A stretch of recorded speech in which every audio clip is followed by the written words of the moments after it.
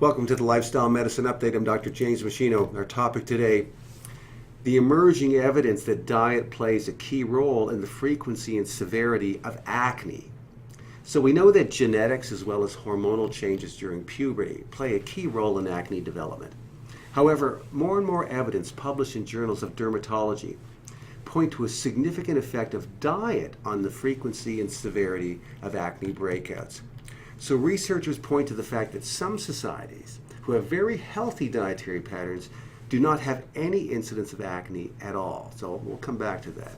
As well, recent dietary challenge studies with acne patients have shown that certain foods can flare up acne conditions, while other foods can help to suppress the development of acne. So here are the key dietary and supplementation findings on this subject, which have been published in various dermatology journals in recent years. So let's start with the dietary factors shown to aggravate acne. So the first one on the list are refined sugars. Refined sugars are known to raise insulin levels, and high insulin in turn stimulates the overproduction of sebum in the sebaceous glands in the skin, and the excess sebum then blocks the pores and creates a site for acne infections to take hold.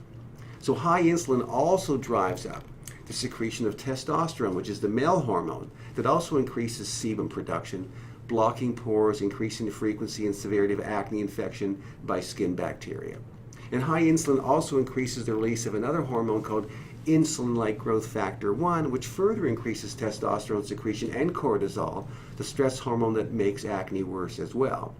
And high sugar diets also stimulate a pathway within cells called the mTOR pathway, which causes the sebaceous glands now to divide at a faster and faster rate and produce even more sebum and block pores. So several studies have been undertaken with acne patients to examine the effect of refined sugars on acne incidence and severity.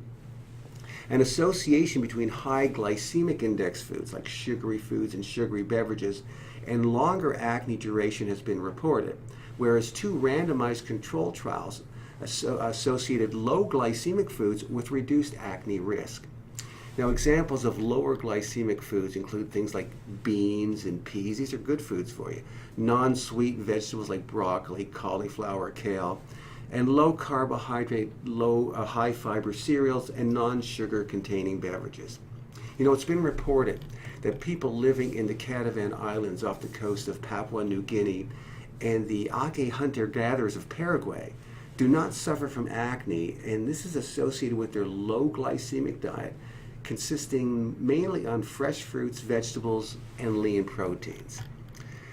What about dairy products? Well, dairy products are very high in an amino acid called L-leucine, and just like high insulin, leucine also directly stimulates the mTOR pathway, causing sebaceous glands to divide at a faster rate, producing even more sebum.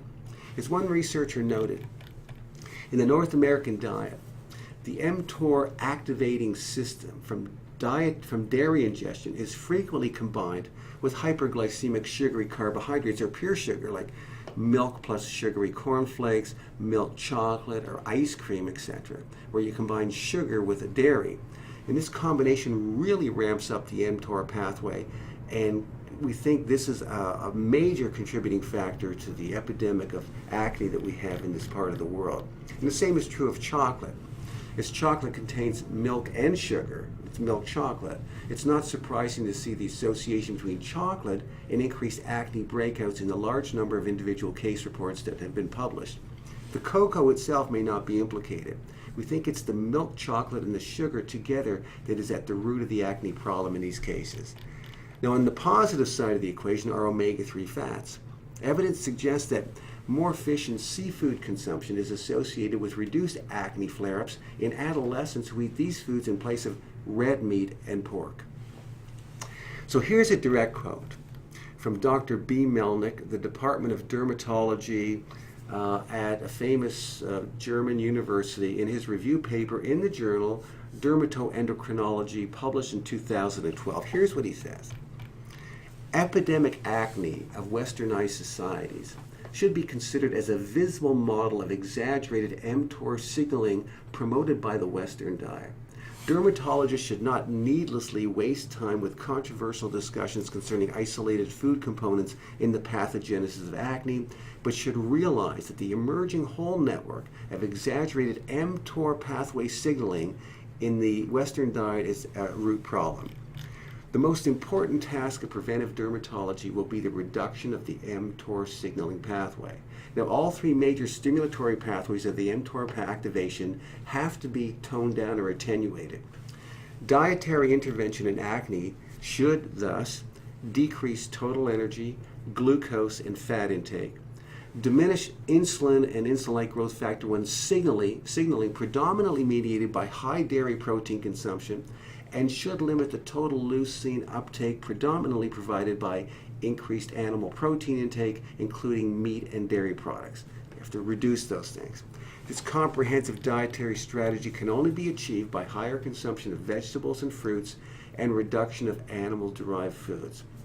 Okay, what about vitamins and minerals? Well, there may also be merit in taking a multiple vitamin and mineral each day that's enriched with antioxidants, as some studies have shown that zinc, selenium, and vitamin E supplementation may also be helpful in preventing acne flare-ups, as well as correcting the commonly encountered marginal deficiency in vitamin A. Most people only get about 50% of the required vitamin A each day, according to the National Health and Nutrition Examination surveys. Each of these nutrients, as well as B vitamins, play an important role in skin health and appearance, so possibly taking a high-potency multivitamin may also be beneficial, in addition to reducing refined sugars, lowering the intake of dairy products, getting chocolate out of the diet, relying more on fish and seafood as opposed to meat and pork, and having more glycemic foods across the board. So I hope you found this to be of interest, as acne is a common skin problem in our modern society. I've included the key references in the text below, so thanks for watching, and I'll see you next time.